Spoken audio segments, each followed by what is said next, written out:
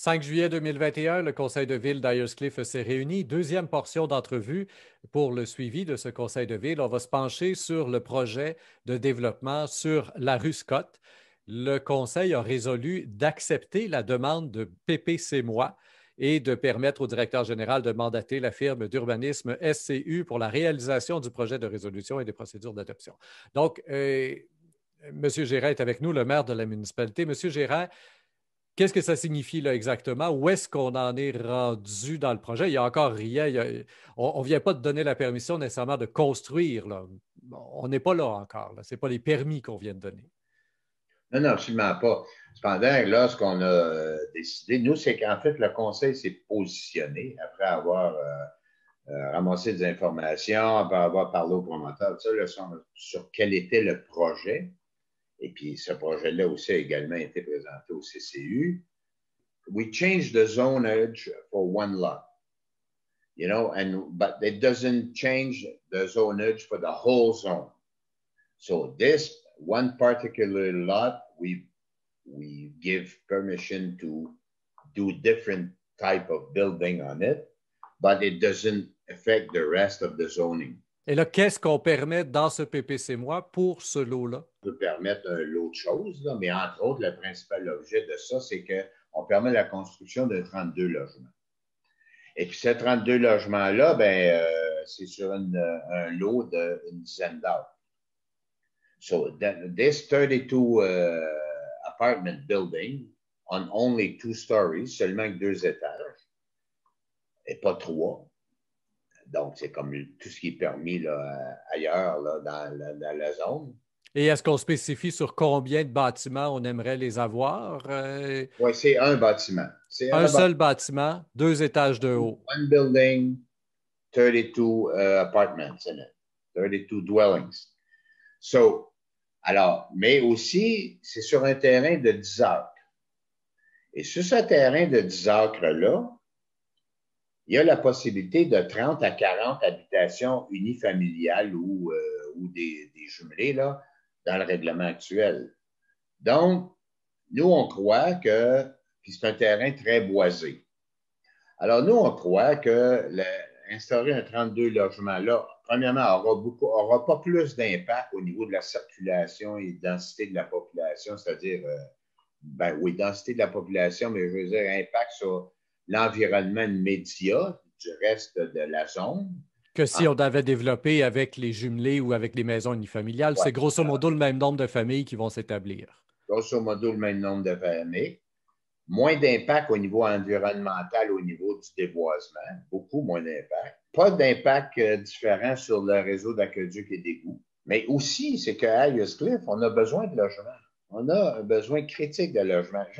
J'ai eu une rencontre. I had a meeting last week with the director general and myself and the DG of Everest, the enterprise. You know, we had to meet for several points concerning urbanism, and they have development projects too, not yet precise, but to come.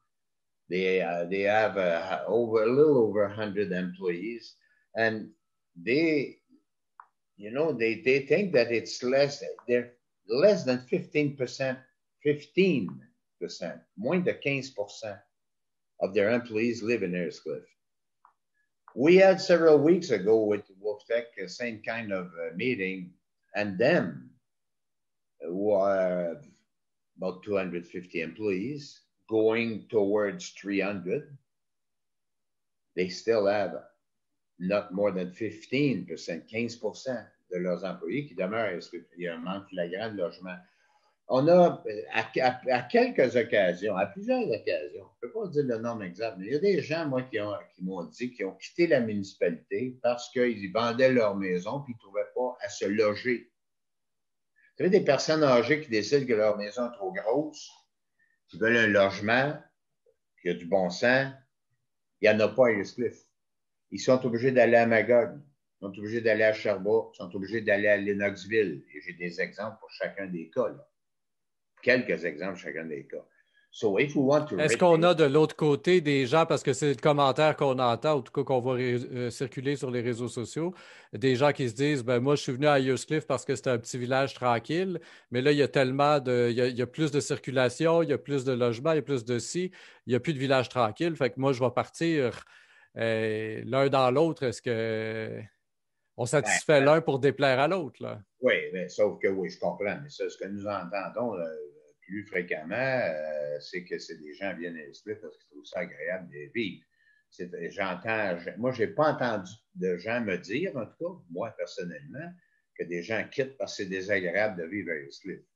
Et puis, j'ai pas beaucoup de gens qui me disent, ben, on va quitter parce qu'il y a un 32 logements qui vont s'installer sur un terrain de 10 acres qui est à 200-300, à au moins 100 mètres l'autre bord de la rue Maple, au bout de la rue Scott, où est-ce qu'il n'y a rien là, et où on va faire un aménagement qui va protéger l'environnement. Vous savez, c'est un terrain de 10 acres, là. Fait qu'il va y avoir plus des 2 tiers qui vont être préservés complètement, et intouchables par la suite. Là. Parce que le PPC moi, ce lot-là est immense. Et le PPC moi gère l'aménagement du lot au complet. Et là, après, là, ce boisé intouchable sera accessible à la population ou si ça devient un domaine privé pour les 32 logements? Non, ça reste un domaine privé. Cependant, on peut aussi demander aux promoteurs qu'ils puissent avoir des aménagements de fait de sentiers ou quelque chose comme ça. Il n'y a pas l'obligation de le faire, mais en tout cas, une chose qui est certaine, c'est qu'on va pas le préserver En boisé. en boisé. En plus, c'est presque une forêt là, à cet endroit-là. Là. Alors, les 2 tiers vont être préservés, alors que ce qui est prévu dans le plan d'aménagement de la municipalité, c'est qu'il pourrait y avoir 30 à 40 maisons unifamiliales sur ce même lot-là.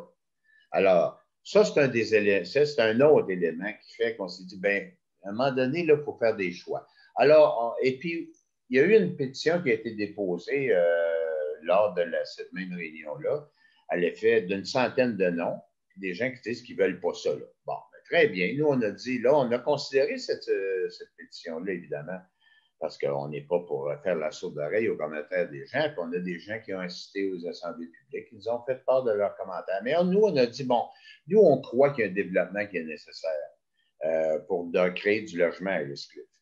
Et puis, on n'a pas, tu sais, il y a eu, on a reculé dans le cas du Repolco au niveau des condos, de réaliser des condos pour créer de la résidence permanente. Puis là, ben, dans cet autre projet-là, on a dit, on ne peut pas reculer dans tout. Parce que c'est des projets auxquels on croit. Le projet du Repolco, on y croyait. On a reculé parce qu'on pensait qu'il y avait trop d'opposition, que ça ne mènerait à rien finalement, puis qu'il y avait une autre alternative qui n'était pas bien différente finalement. Mais alors, dans le projet du PPC moi, on a décidé de ne pas reculer parce qu'on ne peut pas reculer dans tout. Et puis, on a clairement indiqué à la population quels étaient les moyens qu'elle avait de s'opposer. Alors, quelles sont les conditions de signature du registre, tout ça. Puis on s'est même engagé, il y a la principale dame qui semble être la meneuse de l'opposition dans ce dossier-là, qu'elle aurait toute l'information nécessaire pour faire le suivi du refus par la population si elle désire continuer de mener de front cette bataille-là. Et dans la semaine qui a suivi, elle a reçu toutes les informations nécessaires. Alors, on n'a rien à cacher, on veut être très transparent. Cependant, on se dit, à un moment donné, est-ce que c'est vrai que c'est toute la population qui ne veut pas ça? Alors, dossier à suivre finalement, peut-être un enjeu électoral à venir pour l'automne, si des gens qui s'y opposent justement décident de se présenter au conseil de ville lors des prochaines élections, ce qui est encore évidemment une bonne façon de faire entendre sa voix.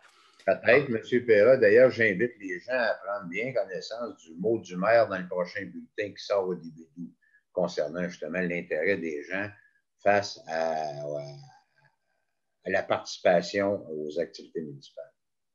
Voilà qui met fin donc à ce deuxième bloc d'entrevue pour le suivi du conseil de ville du mois de juillet à Cliff. On vient de parler de la rue Scott. Il y a un autre bloc qui est consacré au Ripple Cove et un troisième où on aborde plusieurs sujets. Je vous invite à les faire circuler sur le web via Facebook, Twitter et autres réseaux sociaux. Au microphone, Rémi Perra.